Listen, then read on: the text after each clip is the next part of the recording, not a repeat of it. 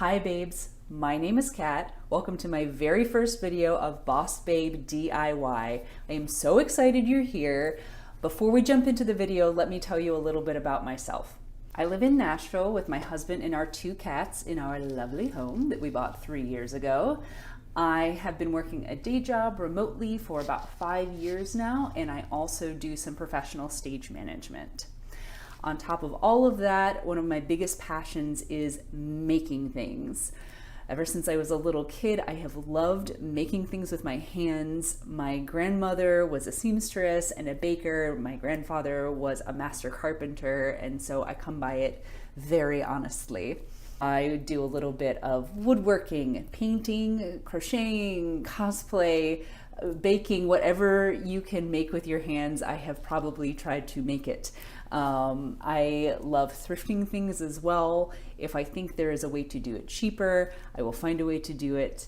At the beginning of quarantine, much like many of you out there, I felt a little stifled creatively. I didn't have my theater projects to work on anymore. And so I just kind of started looking around the house to see what I could update. I started with a bookshelf that I had been working on, and then I refinished a table, and then it just kept growing from there, and I started posting about my process. And I got some really good feedback from people. I got a lot of people saying, I would love to know a little bit more about your process. I love the finished product. How did you do that? I'm so inspired. I painted my door. I painted this bookshelf.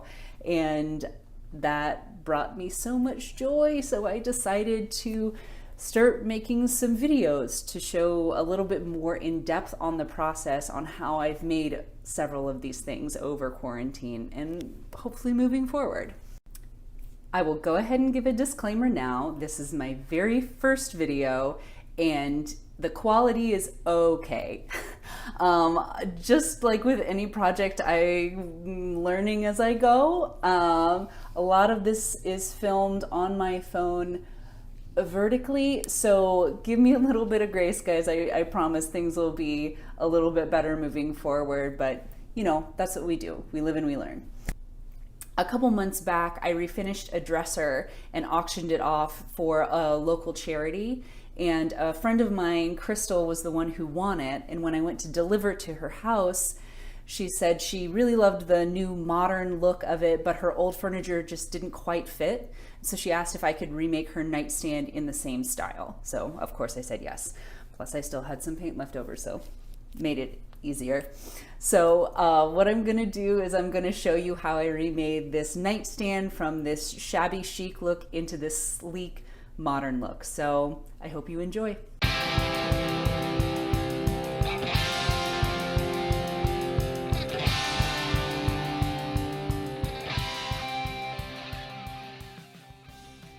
I'm starting here by removing this hardware.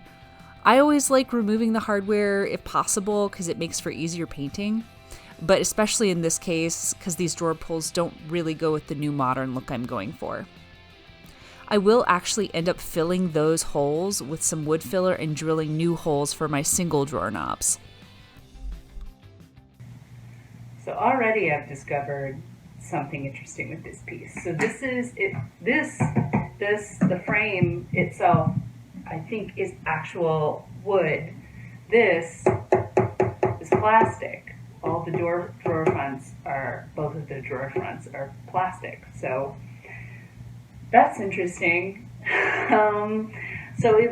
Thankfully it has this coat of paint on here, so I'm hoping that will help with this new coat of paint to adhere, since this has seemed to do a pretty good job, and you know, I can just scratch it and nothing's happening. But I don't know if I've ever seen that, a wooden dresser with a plastic drawer front, so first time for everything, right? Plastic drawer aside, I was ready to jump into the prep process. I started by wiping the whole thing down with a little mild dish soap and water to remove any dirt or grime that was still left on there, and then I went back and dried it with a lint-free cotton cloth.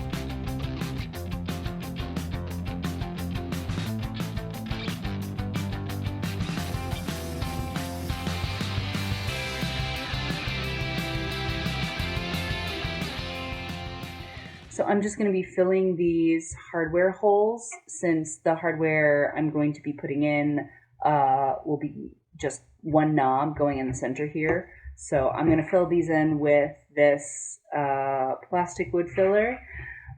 I know this is not wood now, but this is what I have, and it's a plastic wood filler, so hopefully it acts the same.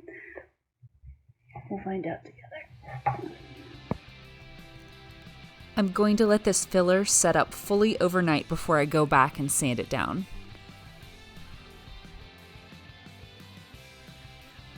Since I'm not quite sure how the previous person finished this nightstand, I decided to go ahead and scuff up the whole thing with some medium grit sandpaper, just to make sure the paint would stick properly.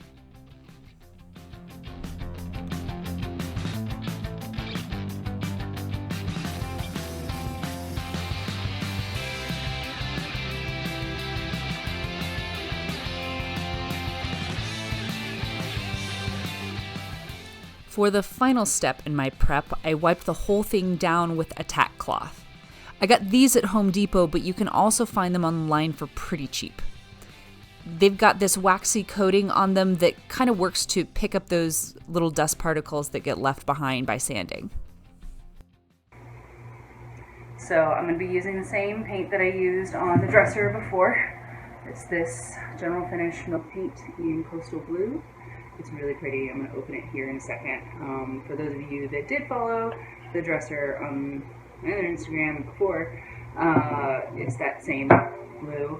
I really love the way it turned out. It definitely takes a lot of coats, but I like it. So there's that. I am going to be using some new brushes I'm very excited about. A couple of the furniture painters I follow on YouTube really swear by these. These are Zebra brand. Pretty cool. This one's brand new. As you can see, it's still in the packaging.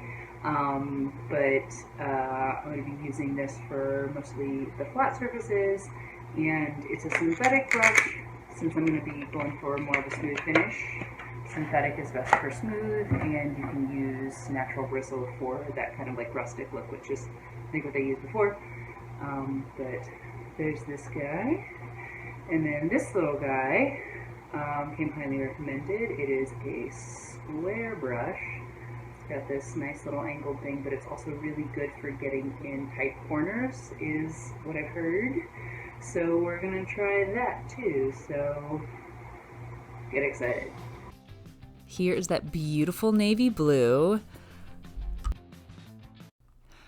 Okay, so this is exactly why you always want to stir your paints really well, especially if they've been sitting for a long time. This is what it's supposed to look like, nice and rich and even. I'm starting out here with the 2-inch brush on the flat surfaces. You can see this milk paint goes on pretty thin, so I'm going to have to go over this with at least a couple more coats. I do really love how this zebra brush goes on though. It leaves a really, really smooth finish, and it didn't shed at all through this whole project, which if any of you who have ever painted anything know, that is a huge deal.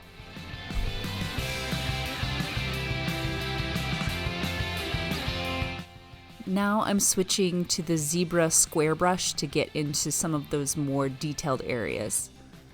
You can already see it's doing a way better job than the 2-inch brush was at getting into those little nooks and crannies and corners.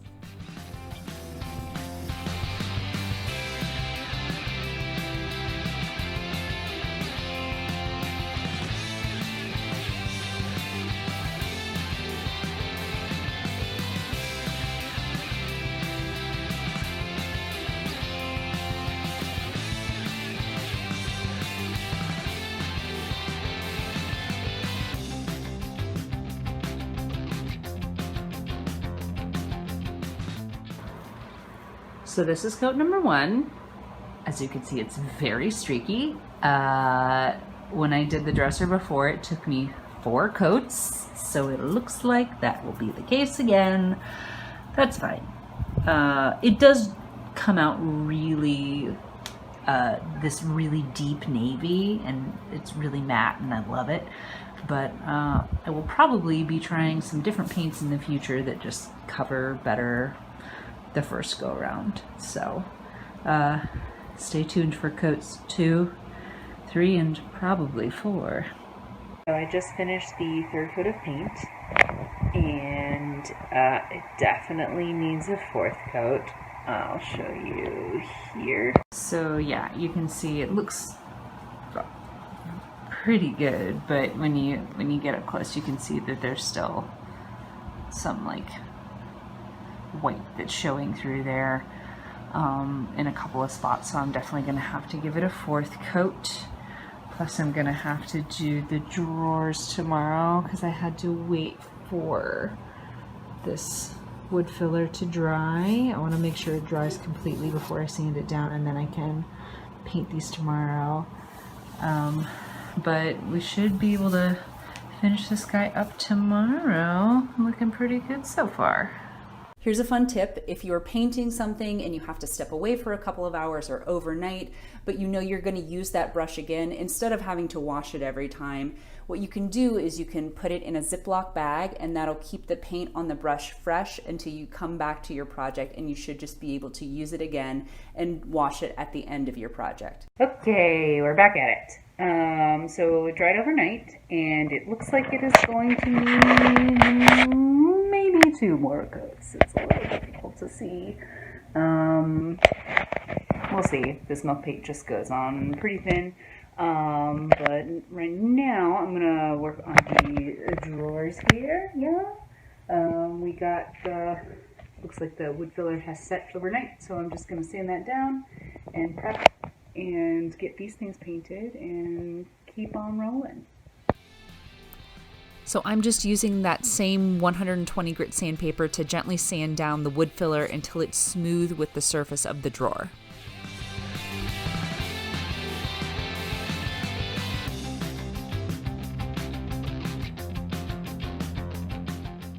Then I sanded down the rest of the drawer and cleaned it with a tack cloth, just like I did with the rest of the nightstand. And we're back to coat number 1 for the drawers. The plastic drawer fronts actually didn't cause me too much trouble, except on the backs where they hadn't been painted previously, but no one's ever really gonna see that. Now, I wouldn't typically paint the sides of the drawers, but I wanted it to match the dresser I had already refinished. And I ended up doing something pretty bold with the drawers, which I'll show you in just a bit. All right, before I go into the next coat, you can probably see here there's a little bit of a bump here. This is just where paint built up for me going in between here and then also on top. So I'm just gonna take some really fine sandpaper, some 320 grit, and lightly sand that down to even the edge out. And then I'll wipe this back down with a tack cloth before I paint the next coat, just to make everything nice and smooth. I try to avoid this while I'm painting, but sometimes it's just unavoidable. So it's easy to fix. Okay, so I finally finished painting this thing. It took 5 coats. 5 coats. But it looks pretty great. It dried down really nicely. So now what I'm going to do is seal it. You don't necessarily have to seal it, but since it's a tabletop and it's a nightstand, I figured, you know, someone might want to put a glass of water on it or something, so I figured I'd seal it, and that's what I did with the other dresser anyway. So I'm going to be using this Varathane water-based matte finish polyurethane.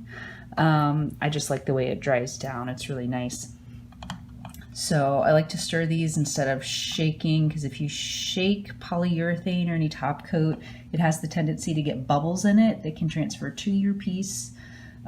So I just like to stir it up, and then I usually apply it with sponge brushes.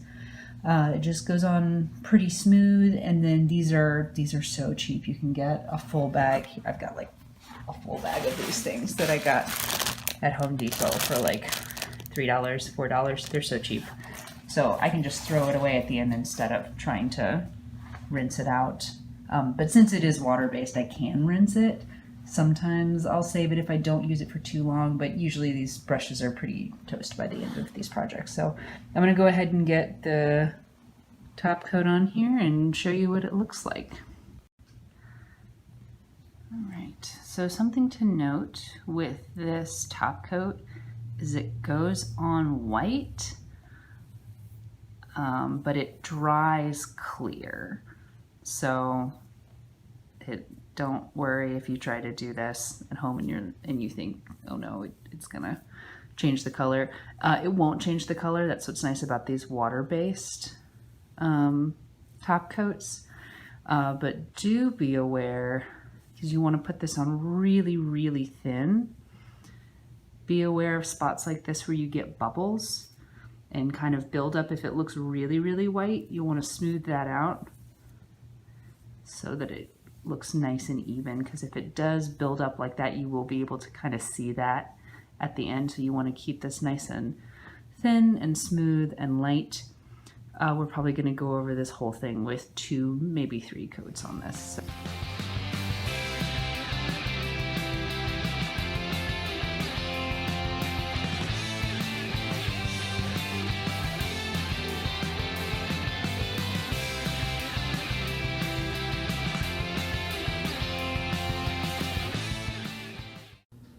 So this first coat of poly is all dry. I let it dry for a few hours. You should let it dry for at least a couple hours in between coats if you can, but otherwise just, until it's fully dry. But what I'm gonna do in between coats is I'm going to just sand it very lightly with this very fine sandpaper. And when I say lightly, I mean like no pressure. We're not trying to get down into it. We're just scuffing up this first layer of poly so that the second one has something to stick to. So it's gonna look intense at first. See, it kind of changes the color a little bit, but I promise that goes away with the second coat. Okay, this is what it looks like all scuffed up. Like I said, it looks kind of scary right now, but I promise it will even out. So before you paint on the second coat, you'll want to go over this with a tack cloth or just something to get all of that dust off of there so that doesn't get trapped in there. And then we'll move on to coat 2. So like many of my projects, this has turned into a multi-day process. It's not that all of these parts are difficult, it's just that life gets in the way. So I think I will be able to finish it tonight. I am adding my favorite parts now, a little gold accent, which you will find in most of my stuff. I decided to line these drawers with wallpaper, peel and stick wallpaper, and it looks so good. It looked so good on the last piece, and I'm really excited to put it on this piece, and then I'll add the hardware as well. So I'll show you how I do that. So I start by measuring out the base of the drawer to make my first cut. I'm only measuring out the width for now because I've got a trick for cutting the depth. Now this wallpaper had a grid laid out on the back, which makes measuring and cutting way easier. I like to start by cutting a clean line right along the edge of the wallpaper. The manufacturer doesn't always cut it perfectly straight.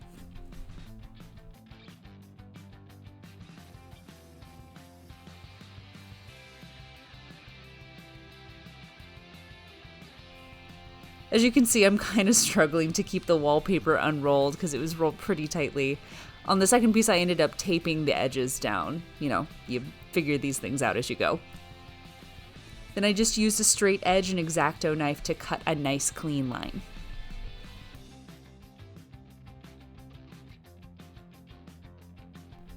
Once I had the width cut, I laid the wallpaper in the drawer and made a crease where I needed to make my second cut.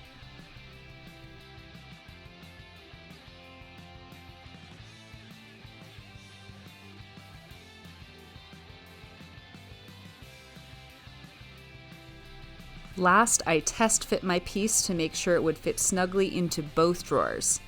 Then I use that first piece as a template for my second. Now here's the fun part. Installing this wallpaper is basically like laying down one big sticker.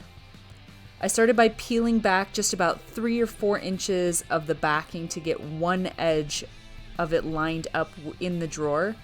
This makes it easier to work with so it doesn't stick down where you don't want it to. Once I had the edges tacked down, I slowly peeled back the rest of the backing, smoothing it down with a small straight edge as I went to get rid of any bubbles. I'm using a vinyl scraper tool, but a credit card will work just as well.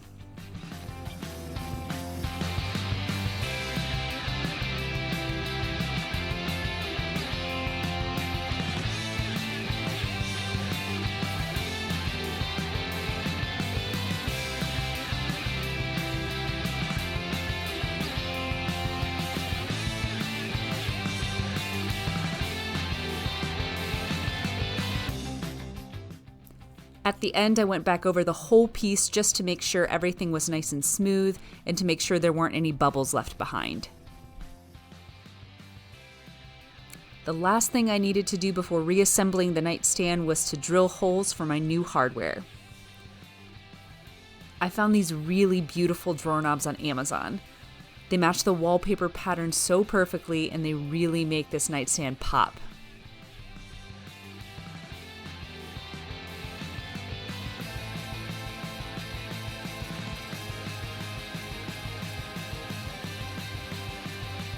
And just like that, this modern nightstand makeover is complete.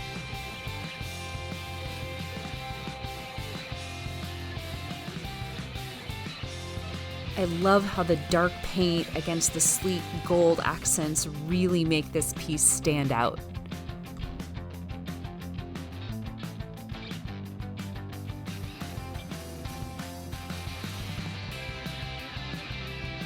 Just in case you forgot, here's what it looked like before, and here's what it looks like now.